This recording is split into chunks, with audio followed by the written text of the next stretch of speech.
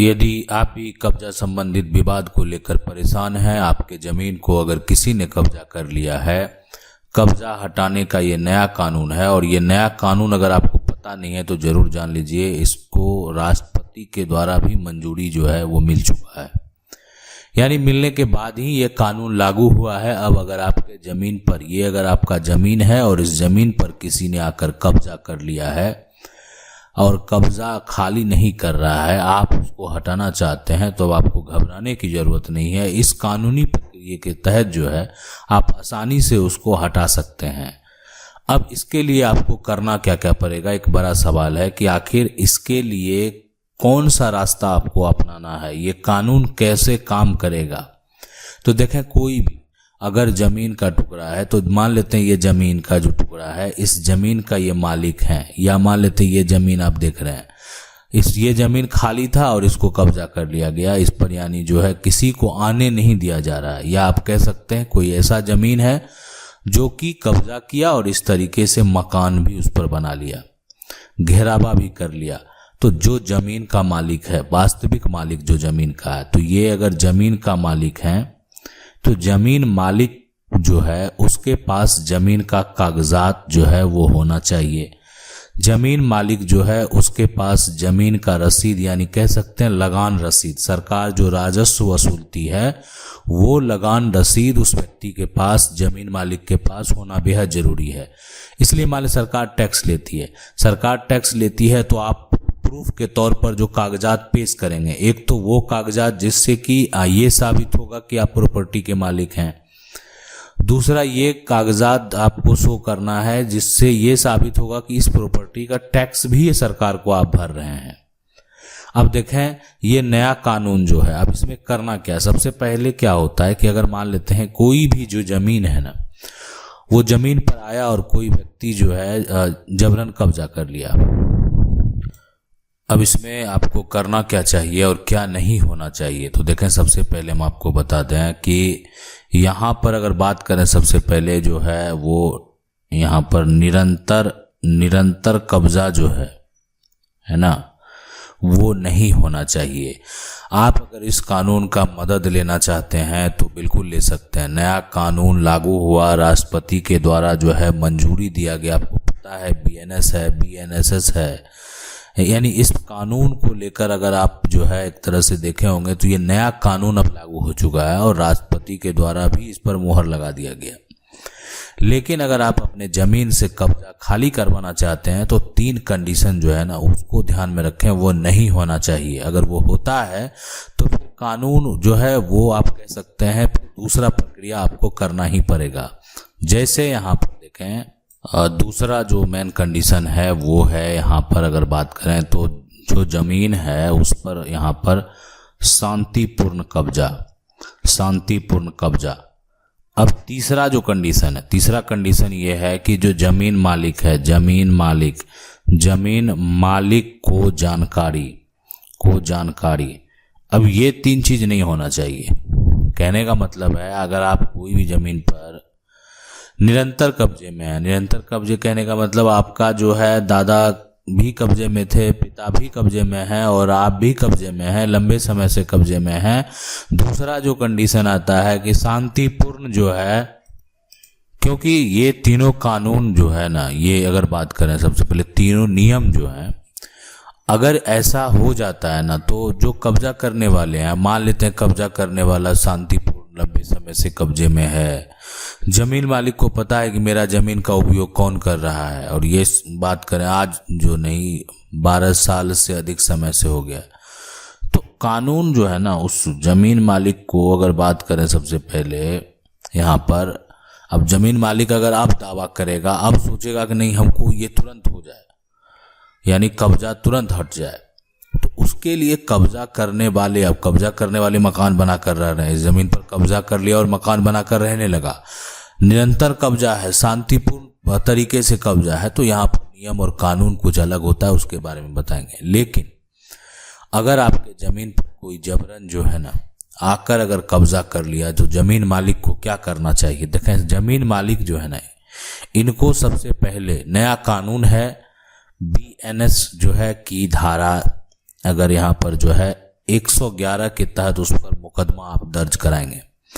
ये है यहाँ पर अगर बात करें सबसे पहले तो ऑर्गेनाइज क्राइम, है ना, क्राइम यानी क्रिमिनल केस उस पर दर्ज होगा। कोई जमीन है, आपका जमीन है, जबरन आकर कब्जा कर लिया, और ये जो एक तरह से धारा लागू होता है ना, तो ये वही है धारा जो घर में अगर कोई आकर डकैती कर ले, ठीक है, जबरन पैसा मांगे, फिरौती जिसको बोलते हैं, वो माने, सब में यही धारा के ऊपर जो है ना FIR दर्ज होता है। तो जमीन मालिक को ये करना चाहिए, इसलिए कि देखें ये वही हुआ, अगर आपका संपत्ति को कोई कब्जा कर लिया, आपका पैसा कोई छीन लिया, आपका घर का सामान कोई लूट लिया, आपकी संपत्ति को कोई लूट लिया, तो ये ऑर्गेनाइज जो है क्राइम है, जिसको बोलते हैं संगठित अपराध। तो BNS की धारा 111 जो लागू हुआ, तो ये धारा आप उस पर लगाएंगे जो आपकी जमीन को आकर कब्जा कर लिया। इस धारा के तहत आप कार्रवाई करेंगे। इसमें क्या होगा, वो व्यक्ति को जो है गिरफ्तार भी किया जाएगा। आप जमीन का कब्जा जबरन जाकर कर रहे हैं, जबकि आपके पास कोई भी कागजात नहीं है, कोई भी डॉक्यूमेंट नहीं है, कोई भी साक्ष्य नहीं है। जो भी साक्ष्य है वो इस जमीन मालिक के पास है। तो आपको कुछ नहीं करना है, आपको करना क्या है, कानूनी प्रक्रिया को समझना है, और उस व्यक्ति के खिलाफ जो संपत्ति को कब्जा किया उसके खिलाफ FIR दर्ज कराना है। पुलिस का काम है, वो सारा कुछ वो कर लेगी। तो ये हो गया एक तरीका। अब दूसरा तरीका क्या है, यानी जो बात करें, दूसरा तरीका है वो भी आप कर सकते हैं, वो भी करना चाहिए।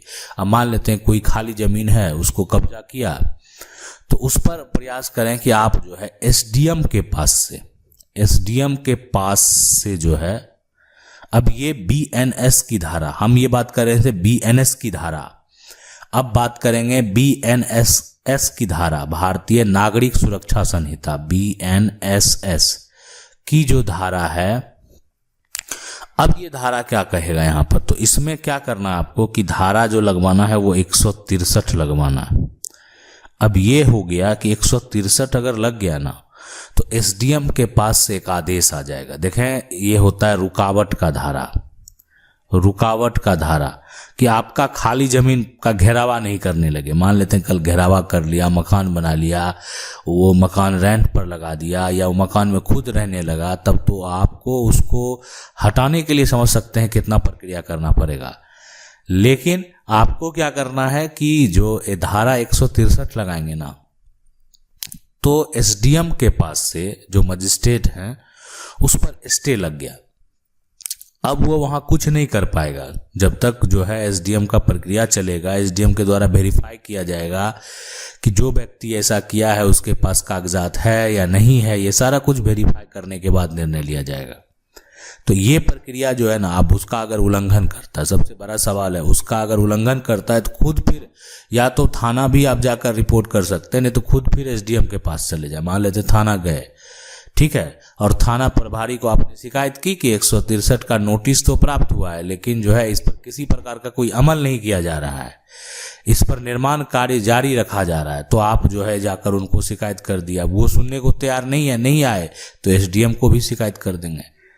तो ये प्रक्रिया जो है ना आपको करना चाहिए। कब? जब अगर मान लेते हैं आपकी जमीन को कोई जबरन कब्जा कर लिया, आकर जमीन है आया और आप जबरन कब्जा कर लिया, जबकि उस व्यक्ति के पास कोई भी साक्ष्य नहीं है,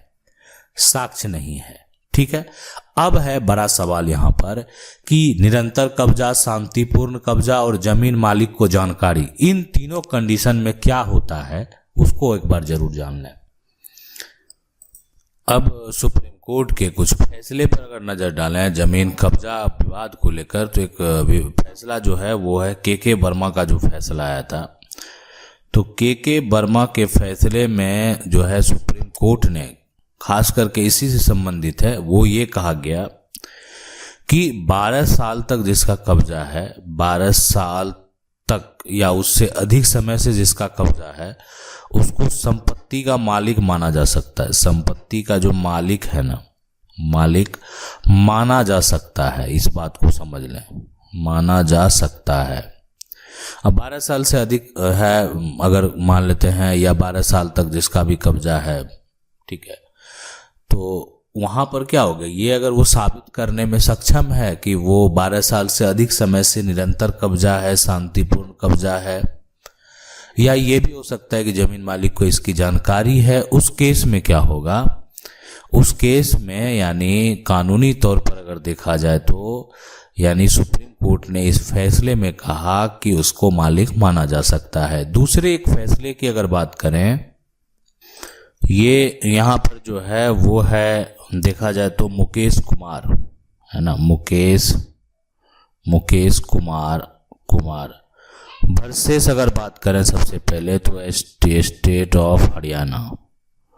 तो इस फैसले में जो है ना सुप्रीम कोर्ट ने क्या कहा, इस केस में सुप्रीम कोर्ट ने कहा कि सरकारी अगर संपत्ति है, मतलब अगर आप सरकारी जमीन पर किए हैं तो यहाँ पर एडवर्स पोजीशन जो है वो लागू ही नहीं होगा, यानी इस तरह के केस को खारिज कर दिया Mukesh Kumar versus state of Haryana का जो केस है।